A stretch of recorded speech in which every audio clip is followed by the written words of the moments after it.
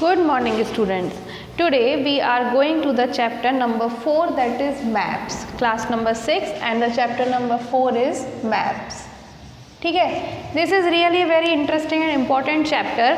अभी तक हमने क्या पढ़ा था? हमने ग्लोब के बारे में पढ़ा था. ग्लोब में हम क्या पढ़ते हैं कि हम पूरी अर्थ का या किसी भी प्लैनेट का हम एक मिनिएचर बना सकते हैं जिसको कि हम ग्लोब कहते हैं. और ग्लोब एक बड़ा एक्यूरेट सा डिटेल होता है. इतनी बड़ी अर्थ का हम एक छोटा सा ग्लोब बनाते हैं. सोचो कि उसमें कितनी मेहनत और कितनी एक्यूरेसी से काम करना पड़ता होगा. होता भी है, but there are some limitation of the globe. हमने पिछले चैप्टर में पढ़ा था कि कुछ लिमिटेशंस होती हैं ग्लोब की. पहली बात तो कि भाई वो ग्लोब को हर जगह लेके नहीं जाया जा सकता है. ट्रांसपोर्टेबल बहुत ज़्यादा दिक्कत वाली बात होती है. ठीक है ना. सबसे बड़ी प्रॉब्लम उसमें बस एक यही होती है. तो इसके लिए मैप्स बनाए गए. मैप्स क्या होते हैं? एक पेपर शीट के ऊपर हम पूरा का पूरा चार्ट टाइप बनाते हैं, बहुत ही एक्यूरेट और स्केलिंग से. सबसे इम्पोर्टेंट बात होती है कि जब हम मैप बनाते हैं तो स्केल यूज़ की जाती है. अब ये स्केल क्या होती है वो मैं अभी आपको बताऊंगी, पर इतना ध्यान रखना कि एक स्केलिंग की जाती है. स्केल डिसाइड की जाती है, उसके बाद ही मैप बनाया जाता है. ठीक है. और दूसरी बात, मैप की सबसे अच्छी बात ये होती है कि भाई कहीं पर भी लेके चले जाओ आप आराम से. चाहे आप उसको अपने छोटे से बैग में रख सकते हो, फोल्ड कर सकते हो. तो ये बहुत लोगों के द्वारा यूज़ किया जाता है. नेविगेटर्स के द्वारा, एरोप्लेन में जो पायलट्स होते हैं उनके द्वारा, किसी को भी अगर यूज़ करना है तो कर सकते हैं. और अभी हम सैटेलाइट के थ्रू जो फोटोग्राफ्स खींचे जाते हैं उसका भी यूज़ करते हैं मैप्स को बनाने में, क्योंकि उनसे जो पिक्स आती हैं किसी भी जगह की बड़ी क्लियर होती हैं, उसमें हमें डिटेल ज़्यादा मिलता है, तो मैप बनाने में हमें सहायता मिलती है. They become helpful to make a map. ठीक है. तो दीज आर द थिंग्स. और दूसरी बात ये कि एक इम्पॉर्टेंट छोटी सी बात ये है कि मैप जो वर्ड है वो हमारा जो मिडिल फेज था, मेडिवल लैटिन वर्ड है मुंडी मप्पा मुंडी, है ना, उससे आया है, जिसका मतलब होता है the sheet of the world, पूरी दुनिया की शीट. तो उसको मैप हमारा जो वर्ड है वो इसी से आया है. पहले इसको हम मप्पा मुंडी कहते थे. ठीक है भाई. तो हम देखेंगे कि मैप क्या होता है, इसको कैसे बनाया जाता है, किस किस तरीके के मैप्स होते हैं, ये सब हम इस चैप्टर में पढ़ेंगे. तो आप सबसे पहले तो ये बात समझ लो कि जो मैप बनाने की जो आर्ट होती है, प्रोसेस होती है, उसको हम कहते हैं कार्टोग्राफी. ठीक है. कार्टोग्राफी कहा जाता है. और इसको बनाने वाले जो होते हैं उनको हम कार्टोग्राफ्स कहते हैं. ठीक है. Cartography and कार्टोग्राफ्स.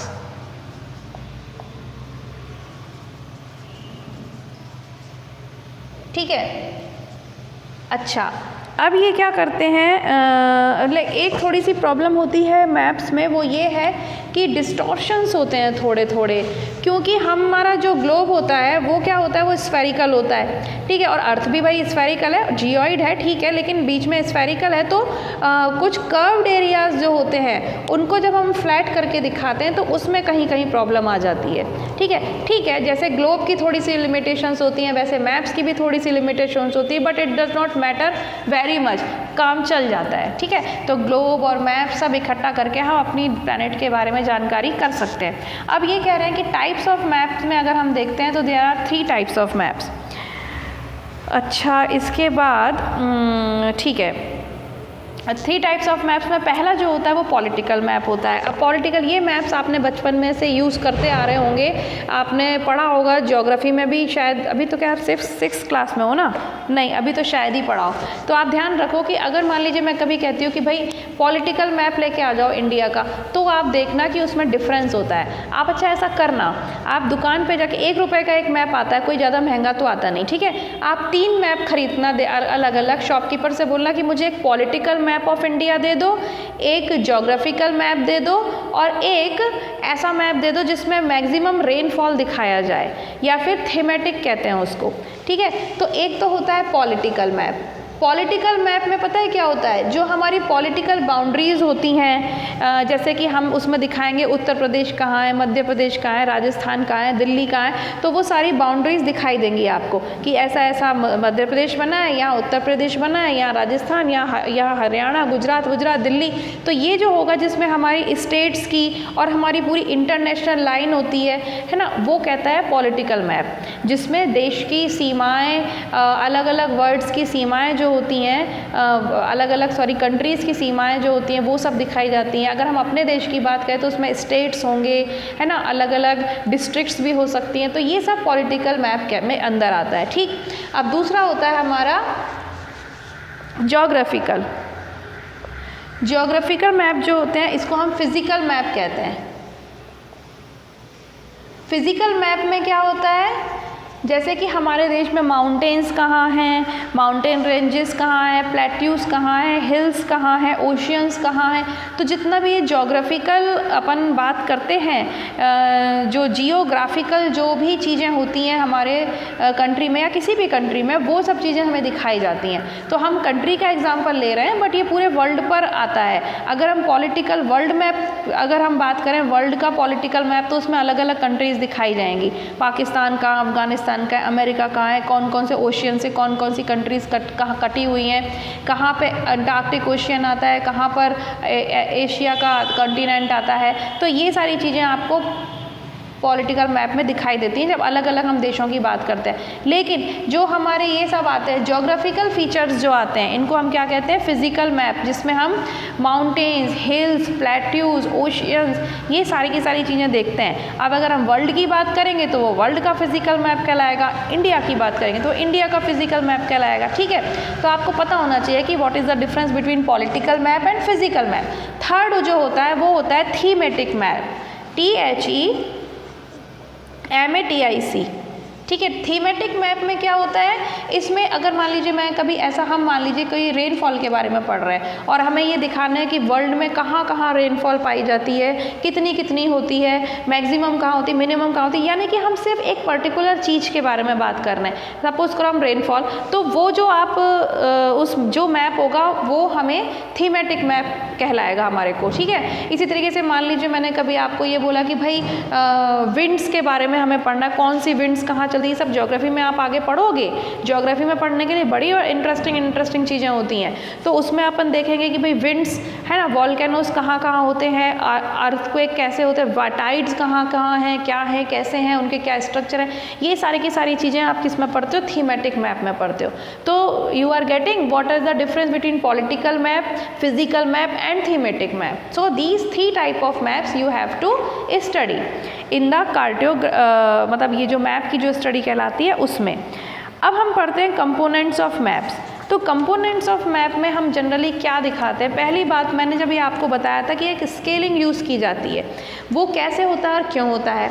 अब आप सोचो ज़रा कि इतनी बड़ी दुनिया को अब हम एक कागज़ पे दिखा रहे हैं, तो कैसे पॉसिबल हो पाएगा ये।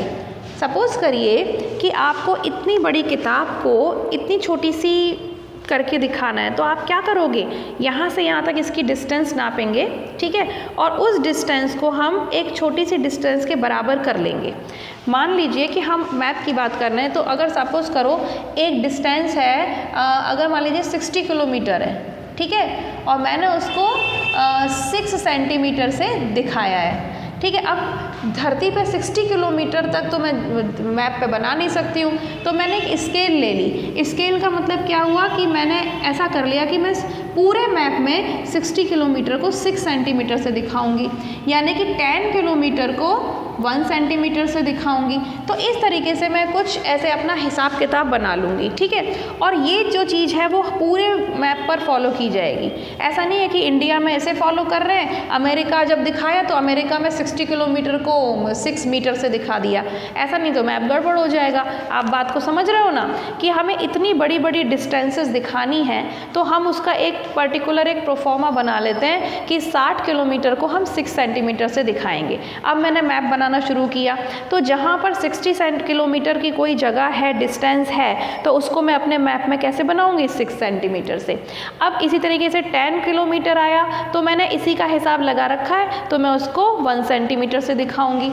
ठीक है, अगर मान लीजिए कोई डिस्टेंस आया मेरे पास 30 किलोमीटर का, तो मैं अपनी स्केल में कितना दिखाऊंगी उसको, 3 सेंटीमीटर से।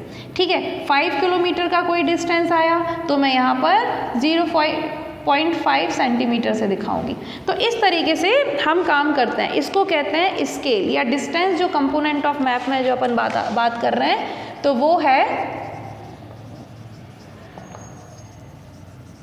कि मैप बनाते वक्त हमें ऐसे स्केल यूज़ करनी पड़ती है। ठीक है, अब एक बात बताओ, जितना बड़ा डिस्टेंस होगा उतनी छोटी छोटी स्केल्स बनानी पड़ेंगी हमको। अगर हमें इंडिया की बात करनी है तो मान लीजिए कि इंडिया पूरा इतना बड़ा मैप हम बनाते हैं, तो इंडिया का अगर पूरा एरिया सपोज करोगे 100 किलोमीटर है, तो उसके लिए मैं थोड़ी बड़ी स्केल यूज़ कर सकती हूँ। लेकिन अगर मुझे बहुत पूरे वर्ल्ड का मैप बनाना है तो मुझे और छोटा छोटा बनाना पड़ेगा।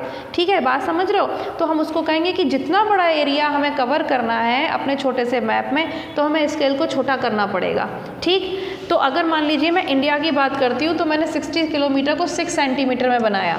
मान लीजिए कि अगर मैं पूरे वर्ल्ड की बात करती हूँ तो हो सकता है कि मुझे 60 किलोमीटर को 1 सेंटीमीटर में बनाना पड़े, क्योंकि डिस्टेंस तो बहुत ज़्यादा हो जाएगा ना, पूरे वर्ल्ड को कवर करना है। अभी इतने इंडिया को कवर करना था, लेकिन अभी तो मुझे पूरे वर्ल्ड को कवर करना है। तो जितना ज़्यादा डिस्टेंस हमें दिखाना है कवर करके, उतनी हमें छोटी स्केल लेनी पड़ेगी। ठीक है ना? तो और जितनी छोटी स्केल होती है उतनी एक्यूरेसी भी ज़्यादा होती है। तो ये क्या कह रहे हैं, small scale maps gives less detail than large scale but cover the more area. अब जो जितनी स्मॉल स्केल होगी उतना हमारे को ज़्यादा एरिया हम कवर करेंगे, लेकिन उसमें डिटेलिंग कम हो पाएगी, उसमें हम इतना डिटेल करके नहीं दिखा पाएंगे। अब मान लीजिए मुझे इतना बड़ा मैप बनाना है और सिर्फ इंडिया का बनाना है, तो इतने बड़े मैप में मैं इंडिया की काफ़ी सारी चीज़ें डिटेल बता सकती हूँ। ठीक है, लेकिन अगर इतने ही जगह में मुझे पूरे वर्ल्ड का बताना है तो बस मैं वर्ल्ड की छोटी छोटी बता दूंगी चीज़ें, बहुत डिटेल नहीं बना पाऊंगी। कहने का मतलब ये कि दो बातें आपको ध्यान में रखनी है कि जितनी छोटी स्केल होगी उसमें उतने ही बड़े एरिया के बारे में हम दिखा पाएंगे, पर डिटेल तो ज़्यादा नहीं हो पाएगी।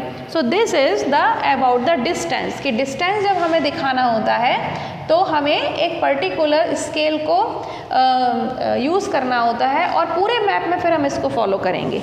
ठीक है, तो ये अब सेकंड जो होता है वो होते हैं कुछ क्या कहते हैं अपने सिम्बॉल्स। ठीक है, अब सिम्बॉल्स यूज़ करने की भी ज़रूरत है, क्योंकि भाई अगर नदी हैं, पहाड़ हैं, प्लेट्यूज हैं, ओशियंस हैं, रेलवे ट्रैक्स हैं, एरोप्लेन्स हैं, वो हम कैसे दिखाएंगे? हम कुछ कुछ उसमें साइन बना देंगे। मान लीजिए कि नदी के लिए मैंने ऐसे ऐसे बना दिया, ये नदी हो गई। ठीक है, इसके अलावा मैंने मान लीजिए सड़क जो होती हैं उनके लिए, अगर मान लीजिए इंटरनेशनल जो हाईवे है और नेशनल हाईवे है तो उसको अलग अलग तरीके से दिखाएंगे। देखिए आपकी बुक में बहुत अच्छे अच्छे दिए, इनको हम अलग अलग कलर से दिखा सकते हैं, अलग अलग लाइन से दिखा सकते हैं, डॉट से दिखा सकते हैं, या कुछ कुछ डिज़ाइन बना सकते हैं। और ये जो हम जो भी सिंबल यूज़ करेंगे वो पूरे वर्ल्ड के लिए एक जैसे होंगे। इंडिया की किसी नदी को अगर हम ऐसे दिखाएंगे तो अमेरिका की नदी को भी ऐसे ही दिखाएंगे। छोटी नदी को कैसे दिखाना है, बड़ी नदी को कैसे दिखाना है, ओशियंस को कैसे दिखाना है, माउंटेन्स को कैसे दिखाना है, तो ये सारे के सारे अपने को कुछ सिंबल्स यूज़ किए जाते हैं। अब आप अपने पेज नंबर 216 पर देखोगे, इनको हम कन्वेंशनल सिस्टम सिंबल्स कहेंगे। और ये देखो आप ध्यान देना, एक बार ही देख लेना, nobody is going to ask this in your, मतलब आपको कोई ऐसे सिंबल बनाने के लिए नहीं दिए जाएंगे, बट आपको पता होना चाहिए कि मैप में हम डिस्टेंस के लिए एक स्केल यूज़ करते हैं और सिंबल्स भी यूज़ करते हैं, तब जाके हमारा मैप पूरा बनता है। ठीक है, अभी इसमें ये वाले पार्ट तक आप एक बार पढ़ लेना। कल इसका नेक्स्ट पार्ट मैं आपको पढ़ाऊंगी हेडिंग ऑफ द मैप, की मैप की हेडिंग कैसे दी जाती है, डायरेक्शंस कैसे बनाई जाती हैं, की स्केच और प्लान, और एटलस क्या होता है। ठीक है, तो ये बड़ा इंटरेस्टिंग है, छोटा सा चैप्टर है बट है अच्छा, आपको ये छोटी छोटी बातें पता होनी चाहिए। ठीक है, तो आज के लिए इतना, बाकी कल पढ़ाऊँगी और देखते हैं। तो आप इसको एक बार वापस से पढ़ो, कोई प्रॉब्लम हो तो पूछ लेना। ठीक है, तो take care of your self, keep studying, we will meet tomorrow, bye bye.